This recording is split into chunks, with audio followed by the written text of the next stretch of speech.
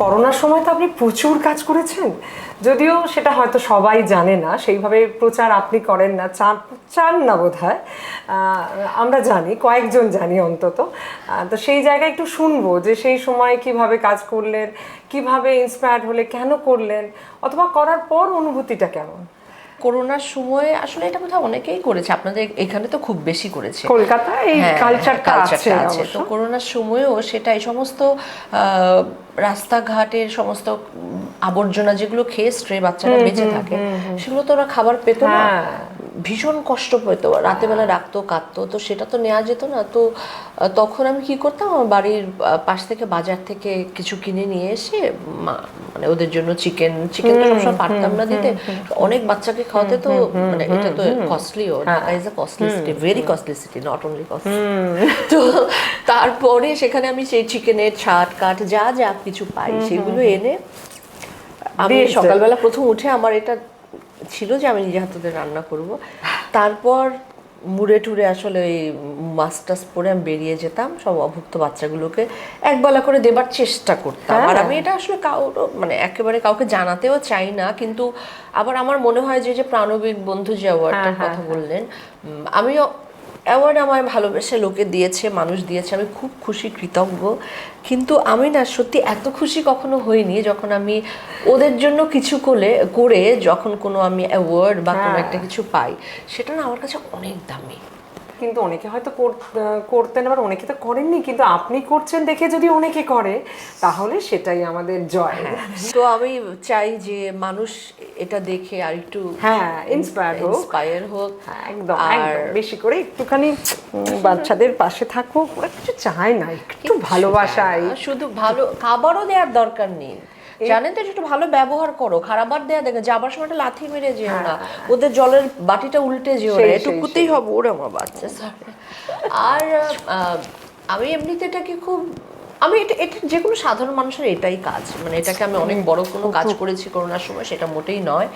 কিন্তু হ্যাঁ, কিছু বিষয়ে আমি খুব ভোকাল হতে চেষ্টা করেছি, হওয়া উচিত একজন মানুষ হিসেবে, একজন সংবেদনশীল মানুষ হিসেবে। যেমন আমাদের ওখানে ডিসলোকেটেড করা শুরু করেছিল, কুকুর হচ্ছে একটা টেরিটোরিয়াল অ্যানিমেল, ওদেরকে যদি বলা হয় যে আমি কুকুরকে ধরে বেঁধে নিয়ে আমি আরেকটা জায়গায় ফেলে রাখছি, অন্য জায়গায় ওখানে যে কুকুরগুলো আছে ওরা তো ওকে বাঁচতে দেবে, তাই তো একদম সেটা দেবে না। তো এটা আমাদেরকে বুঝতে হবে, আমরা বোকা পদক্ষেপ নিলে আসলে হবে না। ক্যাপটিভ হাতিদের জন্য এখন কাজ করছি। তারপর করোনার সময় যেটা হয়েছে আমাদের কক্সবাজারে, হাতিকে ফেলে চলে যেত, মানে হাতি তো না, ঘোড়াকে ফেলে চলে যেত, কারণ ঘোড়া ইজ এক্সপেন্সিভ জিনিস, মানে পালতে গেলে। তো ট্রাভেল আপনার কোনো কাজে আসছে না, তখন কিন্তু আপনার সমস্ত লকডাউন হয়ে গেছে, বন্ধ হয়ে গেছে, বসিয়ে খাওয়াবে না আসলে। আর যারা পালে তারাও খুব অর্থবিত্ত আছে, তাদের তা নয়, ঘোড়ার পিঠে চড়িয়ে একটু সমুদ্রের পাশ দিয়ে হাঁটায় অথবা সেই করে তার জীবন বাঁচে। সেই সময় বসিয়ে আর খাওয়াতে পারছিল না, কারণ এক একটা ঘোড়ার পেছনে 450 টাকার প্রতিদিনের খাবার কস্ট আছে, এটা ওরা এফোর্ড করতে পারছিল না। দেখা গেছে যে অনেক ঘোড়া মানে এরম ভাগাড়ের কাছে ফেলে রেখেছে বা কোথাও ফেলে রেখেছে, শুকনো মরে গেছে। ওদেরকে চেষ্টা করেছি, আমি একা নই, অনেকে আছে, কিছুটা কন্ট্রিবিউশন আমার, যে ওদেরকে নিয়ে আসা অল দ্য ওয়ে ওখান থেকে এনে ওদেরকে একটা ভালো জায়গা দেওয়া বা রাখা, যেটা আমরা এখন একটু ক্যাপটিভ হাতির জন্য করবার চেষ্টা করছি। কারণ হাতি দিয়ে খেলা দেখানো, হাতি দিয়ে সার্কাস দেখানো, এগুলো সমস্ত কিছু এন্টারটেনমেন্ট তো বন্ধ করতে হবে, একদম নিষিদ্ধ, কারণ ওদের জন্য একটা অভয়ারণ্য, আমাদের স্যাংচুয়ারি তৈরি করতে হবে। তো চেষ্টা করছি, অনেকে ওদের হয়ে পিটিশন দিয়েছি, সেটাতে আমরা জিতেছিলাম যখন ডিসলোকেটেড করে দিয়েছিল, তখন আমরা সবাই মিলে করেছিলাম, তখন সেটাতে আমরা আমাদের কথা শুনেছিল হাইকোর্ট, এবং এখন আমরা ক্যাপটিভ হাতির জন্য চেষ্টা করছি, এবং সবচেয়ে বেশি যেটা চেষ্টা করছি যে জুটা বন্ধ করে দেওয়ার চেষ্টা করছি। আমি জুয়ের একদম পক্ষে নই, আমরা একেবারেই পক্ষে নেই, জু কনসেপ্টটা থাকবে না, একটা অভয়ারণ্য তৈরি করা হোক যেখানে ওরা ছাড়া থাকবে, আমরা বন্দি থেকে আমরা গাড়ির ভেতর থেকে ঘুরে ঘুরে হয়তো একটু দেখব, সেটা হতে পারে। না না না, এটা হতে পারে না। একটা পাখি যে আমরা খাঁচায় বন্দি করে রাখি, ইগল টিগল, এগুলো উঠতে একটা মানে একটা পর্যাপ্ত একটা রেঞ্জ লাগে, আমার ওকে উঠতে দিতে হবে, মানে আমাকে ঘোড়াকে দৌড়তে দিতে হবে, আমি পারবো না এরকম করে, এভাবে এটা হয় না। তো পাখির একটা চলনের জন্য একটা নির্দিষ্ট জায়গা থাকতে হবে যে এই পরিমাপের ভেতরে রাখতে পারলে সেটা ঠিক আছে। তো এইগুলো না মানে করতেই হবে, মানে বানর গাছে থাকবে, বানর ঘুরে বেড়াবে, খাঁচায় নয়। হ্যাঁ, খাঁচায় নয়। তো আমি চাই যে এই জু কনসেপ্টটা পুরোপুরি বন্ধ হয়ে যাক। এবং এই তো এগুলো নিয়ে আমরা টুকটুক করে কাজ করছি যতটুকু পারি, একদম সংঘবদ্ধ হয়ে আগামী দিন কাজ করব। নিশ্চয়ই আমরা একসঙ্গেও কাজ করব, আরো কাজ করব ওদের জন্য।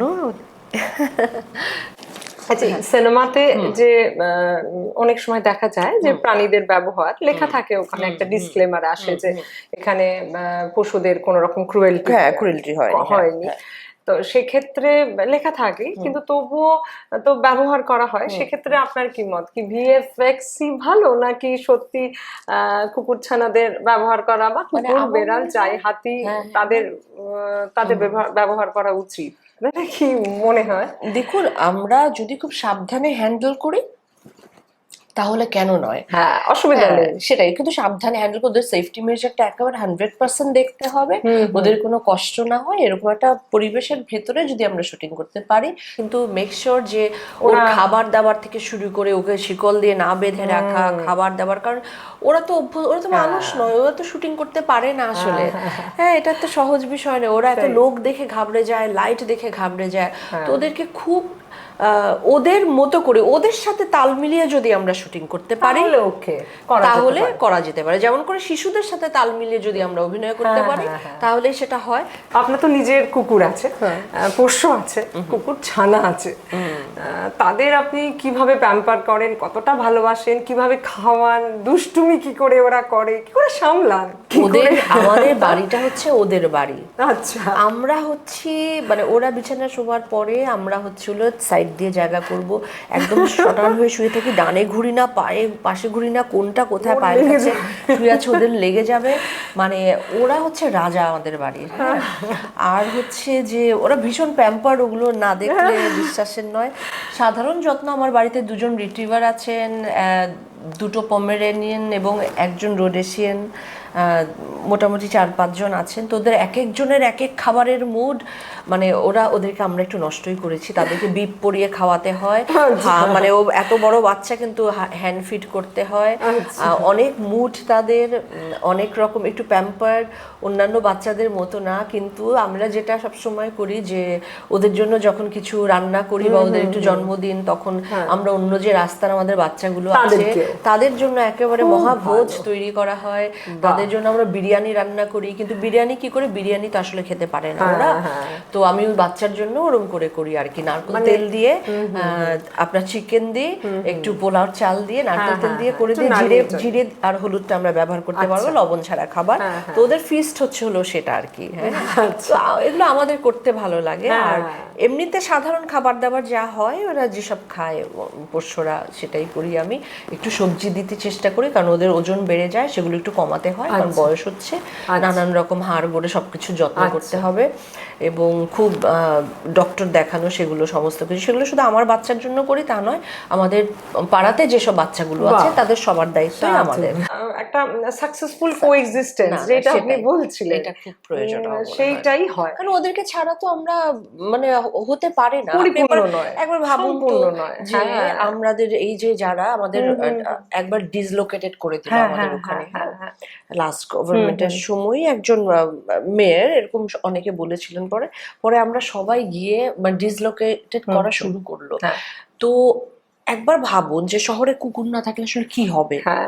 আমরা তো বুঝতে পারছি এগুলো একটা ইকোসিস্টেম, সাইকেল। হ্যাঁ, আমরা কি মনে করি, আমরা পেস্টিসাইড দিয়ে দিয়ে ধান খেতে আমরা কি করি, ব্যাঙ মেরে ফেলছি, ব্যাঙগুলো সব মরে যাচ্ছে, অথবা ব্যাঙগুলোকে আমরা কি করছি, বাইরে রপ্তানি করে দিচ্ছি, এক্সপোর্ট করে দিচ্ছি খাবার জন্য। তো যেই কারণে ব্যাঙগুলো কি করে, আপনার ধান খেতে যে ইঁদুরগুলো আসে ইঁদুরগুলোকে খায়।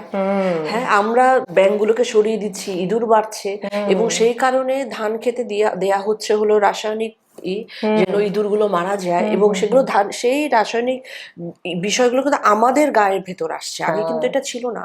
আমরা চালের মাধ্যমে আমরা কিন্তু সেগুলো নিচ্ছি, ক্যান্সারাস হচ্ছে, এগুলো নানান বিষয় আছে, ইকুয়েশন আছে। তেমন করে কুকুর যদি ধরুন না থাকতো, না থাকে, তাহলে নষ্ট হয়ে যায়। আপনারা কি মনে করেন যে আপনার ম্যানহোলের ভেতর থেকে শহরের নিচে যত ইঁদুর আছে সব বেরিয়ে আসবে? কেউ থাকতে পারবে না শহরে, মানে শেষ করে দেবে আমাদের শহরটা।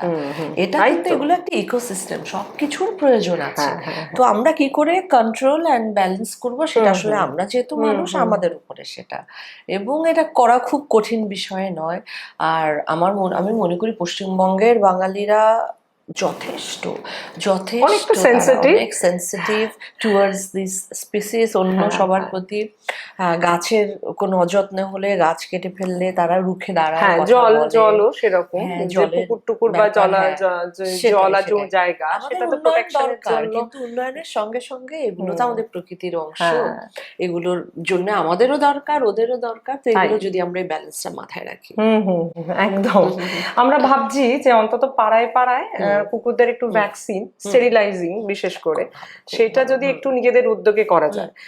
সেই জন্য আমরা অন্তত যারা এই ধরনের পশুপ্রেমী, যাদের এনজিও আছে অথবা নেই, ব্যক্তিগত উদ্যোগ, সবাইকেই আমরা আমাদের এক ছাতায় নিয়ে আসার চেষ্টা করছি। দিয়ে পাড়ায় পাড়ায় একটা যদি ক্যাম্প হলো, যেখানে পথ কুকুরদের স্টেরিলাইজ করে দেওয়া হলো, নিউটার করানো হলো, অথবা একটু ভ্যাকসিন দিয়ে দেওয়া হলো।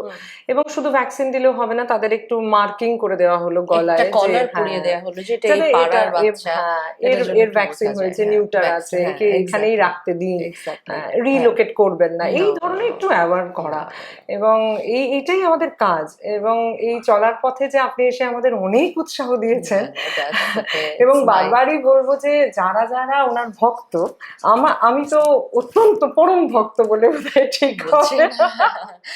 সুতরাং আমরা যদি সবাই ওনার সিনেমা দেখার সাথে সাথে ওনার যে প্রাণের সত্তা, যেটা যেটা আসলে এই অবলা নিরীহ প্রাণীগুলোর পাশে থাকা, সেটাকে সাপোর্ট করি, তাহলে আসলে ওনাকে ভালোবাসা হবে।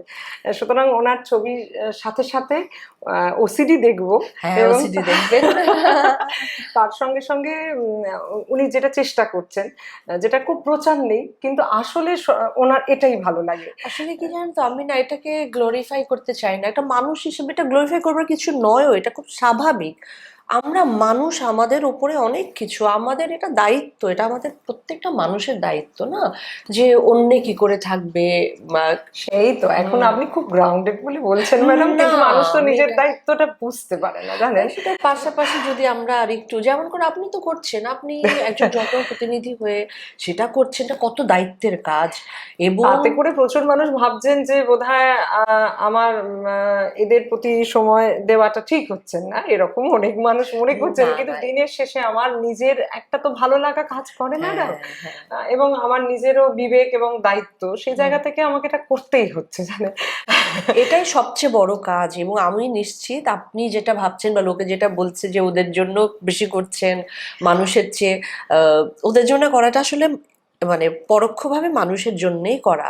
এবং মানুষ, আমার মনে হয় সকলেই বুঝবে, কারণ আমি যেটা দেখতে পাই আমাদের এখানকার বাঙালিরা ভীষণ সংবেদনশীল, এবং এখনকার জেনারেশন বিশেষ করে দে আর মানে ভেরি ফোকাসড কিন্তু টুয়ার্ডস দ্য মানে অন্যান্য প্রাণ প্রকৃতি এবং ওদের প্রতি, আমার মনে হয়। এবং আপনি যে নিঃস্বার্থভাবে এটা করে যাচ্ছেন, এটা তো আপনার স্বার্থ নেই কোনো, মানে মানুষের জন্য, ওদের জন্য করলে তো আপনি ভোট পাবেন না, ওদের তো ভোট ব্যাংক নেই। কিন্তু তারপরে আমি বলবো যে গাছপালা, পশু পাখি এদের নেই, কিন্তু তারপরে যে মানুষটি তাদের জন্য করছেন নিঃস্বার্থভাবে, আমাদের সকলের উচিত ওনাকে সাপোর্ট করা এবং ওনাকে ভালোবাসা। আমরা আসলে কৃতজ্ঞ আপনি একজন জনপ্রতিনিধি হয়ে যে আপনি ওদের হয়ে কাজ করছেন। এটা সত্যি ম্যাডাম, আমি একা না, আমার সঙ্গে আমি আপনার পুরো টিমটাকেই আমি আপনাকে সাধুবাদ জানাচ্ছি। এবং শুধু আপনাকে নয়, যারা যেখানে এই যে যারা শেল্টার করছে, যারা ওদের জন্য হয়ে কাজ করছে, আমারও তাদের সঙ্গে অনেক রকম ভাবে যোগাযোগ আছে। তাদেরকেও আমি বলবো যে আপনারা মহৎ কাজ করছেন এবং সেটা খুব আন্তরিক ভাবে করছেন, কিছু পাওয়ার উদ্দেশ্যে নয়, আমি সেটা জানি। কিন্তু যে শান্তিটা আসলে আমরা পাই, এটা প্রশান্তিটা আমরা পাই, আমরা যারা ওদের জন্য সর্বসুখ অনুভূত হয়, তাই না? স্ট্রেস চলে যায়। কলকাতার অলিতে গলিতে রাস্তায় যে গল্পগুলো চার পায়ে হাঁটে, সেই গল্পগুলোকে আলোর মুখ দেখাচ্ছে কলকাতার কুকুরছানা। মিস করবেন না, প্রতি শুক্রবার বিকেল 5টায় নতুন নতুন এপিসোডস নিয়ে আসছে কলকাতার কুকুরছানা তার ইউটিউব চ্যানেলে।